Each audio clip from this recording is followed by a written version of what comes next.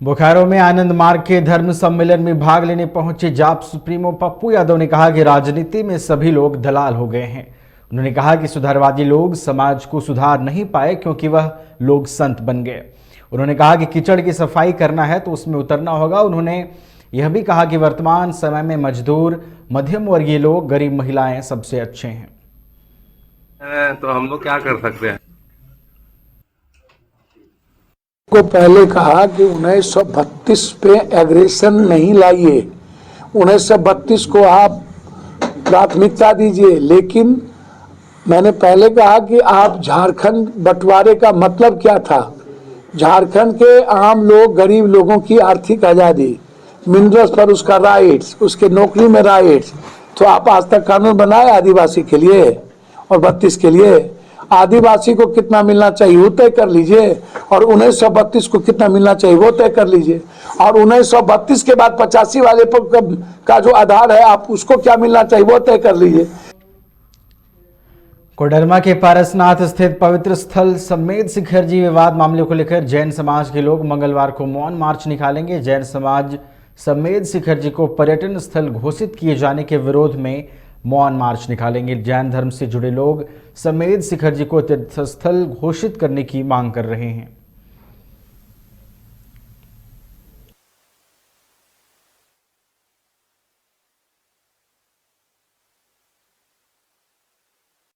हमारा जो मानना है, हमारी ये धार्मिक आस्था का पहचान है।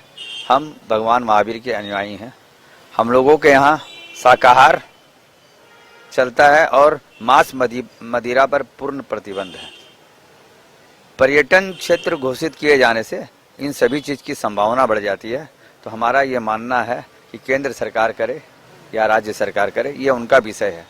हमारे इस क्षेत्र को पर्यटन क्षेत्र से मुक्त किया जाए, और पर्यटन क्षेत्र मुक्त होने में हम लोगों को ऐसा लगता है कि वहाँ पर मांस मदिरा का सेवन होगा, शराब बिकने लगेगा।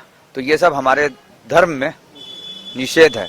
इसलिए धार्मिक आस्था पर चोट है, इसलिए हम लोग इतने आंदोलित हो रखे हैं।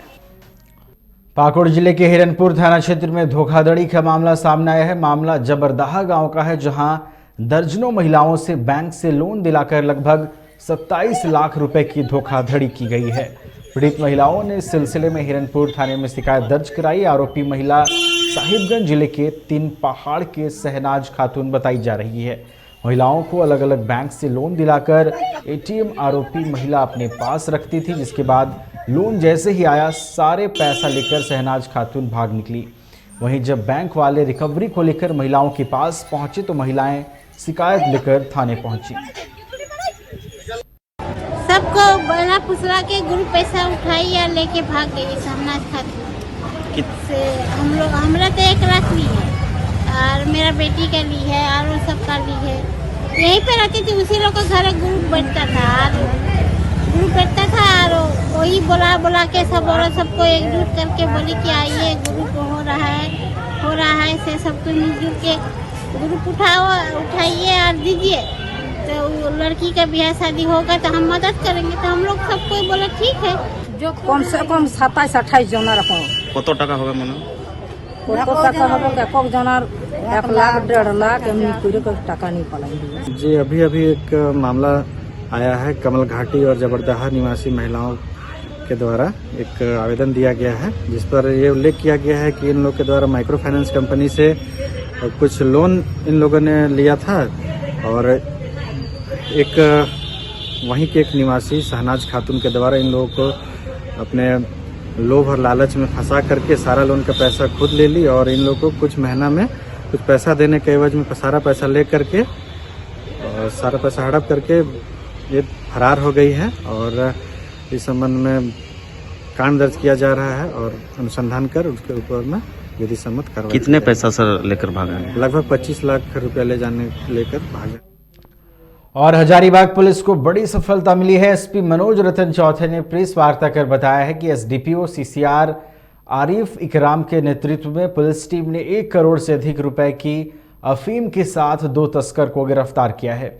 इसके साथ 13 लाख रुपए से अधिक नगद की भी बरामदगी हुई है। 1 सप्ताह के भीतर पुलिस की अफीम के मामले में यह तीसरी सफलता है। पुलिस कप्तान ने बताया कि इसका संबंध चतरा हजारीबाग के वैसे नशे के सौदागर से है, जो इसकी सप्लाई दिल्ली, हरियाणा, पंजाब में करते हैं। इसकी गहराई से जांच चल रही है। 13 लाख रुपए यहाँ वो है और वो तो एक कल दिनांक 1 जनवरी 2023 को मुझे गुप्त सूचना प्राप्त हुई थी कि केरेडारी में एक घर में काफ़ी भारी मात्रा में अफीम रखा हुआ है। इस सूचना का सत्यापन और आवश्यक कार्रवाई के लिए मैंने एक टीम का गठन किया, जिसमें डीएसपी सीसीआर आरिफ एकराम, अंचल निरीक्षक पुलिस इंस्पेक्टर नीरज कुमार सिंह, थाना प्रभारी केरेडारी साधन चंद्र गोराई के नेतृत्व में एक टीम उस घर में गई जहां पे हम लोगों को सूचना थी। जब उस घर की हम लोगों ने विधिवत तलाशी ली तो उस घर से 19 किलो 400 ग्राम अफीम बरामद किया गया। साथ ही उस घर से 13 लाख रुपए हम लोगों ने बरामद किए हैं। ये हमें संदेह है कि ये जो अफीम का कनेक्शन है ये कहीं ना कहीं चतरा हजारीबाग के बॉर्डर पे जो अफीम उगाया जाता है उन तस्करों से लेकर के जो दिल्ली, हरियाणा, पंजाब में अफीम लेकर के जाते हैं उन तक इनका कनेक्शन रहा होगा। हम लोग अभी गहराई से इसकी जांच कर रहे हैं। कल दिनांक 1 जनवरी 2000 पूर्वी सिंहभूम के मूसाबनी के सीओ रामनरेश सोनी की हार्ट अटैक से मौत हो गई। सोमवार सुबह उनके मूसाबनी स्थित आवास में उन्हें हार्ट अटैक आया, जिसके बाद उन्हें टीएमएच लाया गया, जहां जांच के बाद डॉक्टरों ने उन्हें मृत घोषित कर दिया। सूचना पाकर जिले के उपायुक्त विजया जाधवा के अलावा तमाम आला अधिकारी टीएमएच पहुंचे। इस घटना से प्रशासन में शोक की लहर है। रामनरेश सोनी को जून 2022 में एसडीओ के पद पर प्रमोशन भी हो चुका था, बस पोस्टिंग होनी बाकी थी। रामनरेश सोनी मूल रूप से उत्तर प्रदेश के इलाहाबाद के रहने वाले थे। अब तक उन्होंने झारखंड के पलामू, धनबाद, साहिबगंज और बोकारो में अपना योगदान दिया था। तो सुबह सभी को पता चला तो शायद वो कल से 1-2 दिन से अस्वस्थ थे। अभी वही इंजन जा रहे पोस्टमार्टम करके। कहाँ पोस्टिंग है? मूसाबनी में सीओ है हमारे। क्या नाम सोनी जी? रामनरेश सोनी। 3 जनवरी को धनबाद के पूर्व एसएसपी अमर शहीद रणधीर वर्मा की पुण्यतिथि मनाई जाएगी। इसे लेकर नगर निगम द्वारा अमर शहीद रणधीर वर्मा की आदमकद प्रतिमा की शुद्ध जल से सफाई की गई। वीरता के लिए सर्वोच्च पदक अशोक चक्र से सम्मानित शहीद एसपी रणधीर वर्मा के 32वें शहादत दिवस पर मंगलवार को श्रद्धांजलि कार्यक्रम का आयोजन किया जाएगा। 3 जनवरी 1991 में बैंक लूटने पहुंचे अपराधियों से लोहा लेते हुए धनबाद के तत्कालीन एसपी रणधीर वर्मा शहीद हो गए थे।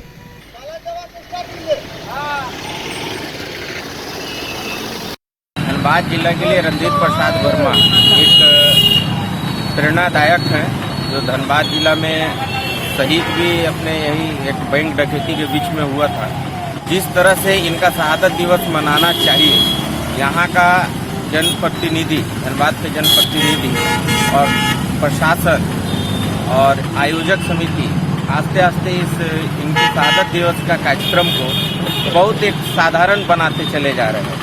इधर मानते हैं कि 2 साल तो लॉकडाउन के कारण सादा सादी हो गया, मगर अब इस बार कुछ अच्छे रूप से होना चाहिए था। अब आयोजन समिति या यहाँ के जनप्रतिनिधि इस महापुरुष पर ध्यान न दे रहे हैं, इसके लिए कभी कभी बहुत दिल कचोटता है।